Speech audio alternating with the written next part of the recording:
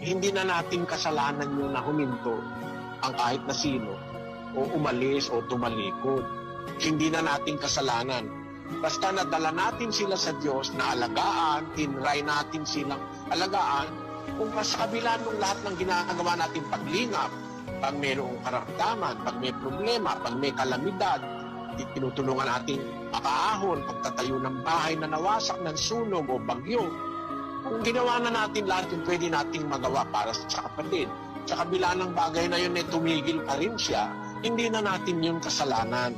Yun siguro yung process o yung proseso na sinabi sa Biblia ng Panginoong Jesus, ang kaharian ng langit ay gaya ng isang lambat na inihulog sa dagat, nakahuli ng sari-saring isda.